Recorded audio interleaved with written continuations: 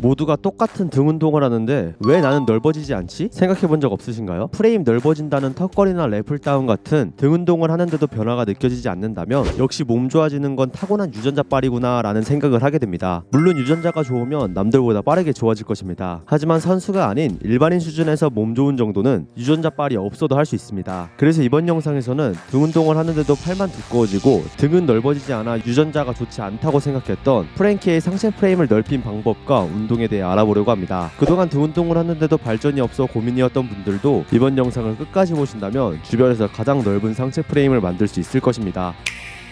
프랭키가 등 운동을 할 때 가장 중요하다고 강조하는 것은 등을 사용하는 것입니다. 등 운동을 하는 것이니 등을 사용하라는 말은 어찌 보면 당연한 말입니다. 하지만 대부분의 초보자분들이 등을 제대로 사용하지 못하고 계실 것입니다. 그냥 중량을 들기 위해 팔을 비롯한 전신에 힘을 써서 운동하고 있을 거예요. 그래서 프랭키도 초보 시절에는 등 근육은 커지지 않고 팔 근육만 커지는 현상을 겪은 것입니다. 하지만 등을 사용하려고 정확히 인지하고 운동을 하니까 그때부터 등 근육이 무서운 속도로 커지기 시작했다고 하죠. 하지만 초보자 때는 아무리 등을 사용하려고 해도 등을 쓰고 있는 건지 팔을 쓰고 있는 건지 감을 잡기가 어렵죠. 프랭키도 마찬가지여서 등 운동 전에는 항상 광배근 선피로 운동을 진행했다고 합니다. 선피로 운동으로 암풀 다운을 진행했는데요. 딱 10에서 15회 정도 진행했습니다. 스트레이트 바, 이지바, 로프 등 다양한 그립이 있지만 어떤 것을 사용하든 상관이 없다고 했습니다. 그 이유는 사람마다 자극을 느끼는 것이 다르기 때문에 각자 잘 맞는 방법으로 진행하는 것이 좋기 때문이죠. 프랭키도 이것저것 그날그날 느낌이 잘 오는 것으로 하는데 가장 좋아하는 것은 이지바라고 합니다. 여러분도 다양한 그립을 사용해보고 광배근의 느낌이 가장 잘 오는 방법으로 진행하는 것을 권해드립니다.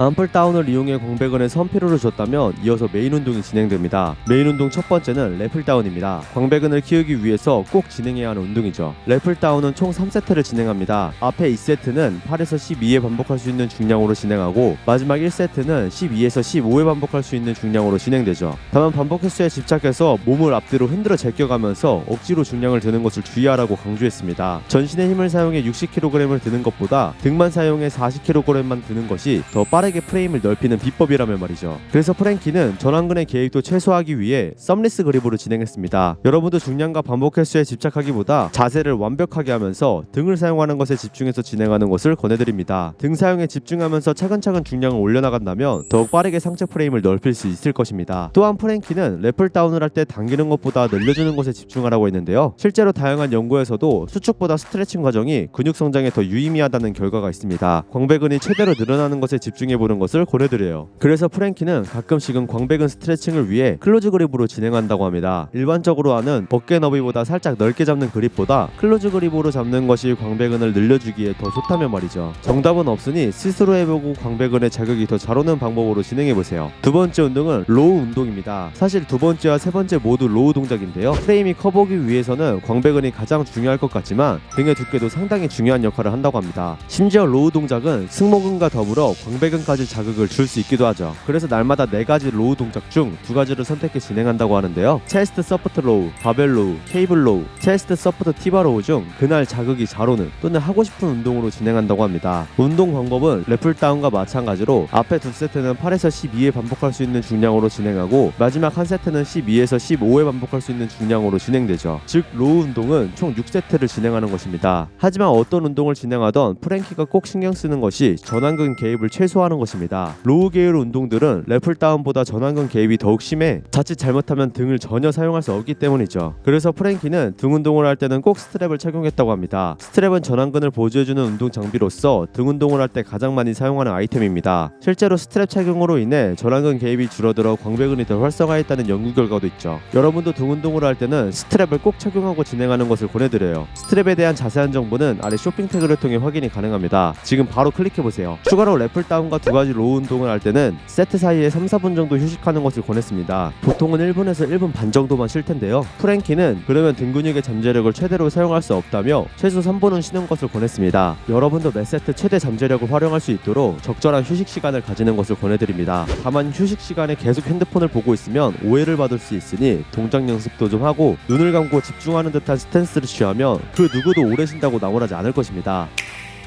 앞에 설명한 세 가지 운동만 열심히 해도 충분히 프레임을 넓힐 수 있을 것입니다. 하지만 운동을 할수록 점점 부족한 부위가 보이기 시작하죠. 프랭키도 마찬가지였습니다. 프레임이 어느 정도 넓어지고 나니까 상부 승모근이 너무 연약해 보이고 기립근이 너무 부실해 보이기 시작했죠. 그래서 프랭키는 추력을 10에서 15회씩 2세트를 진행하고 기립근을 위해 데드리프트를 추가로 진행한다고 합니다. 여러분은 먼저 랩을 다운과 로우를 열심히 해서 프레임 넓히는 것에 집중하시는 것을 권해드려요.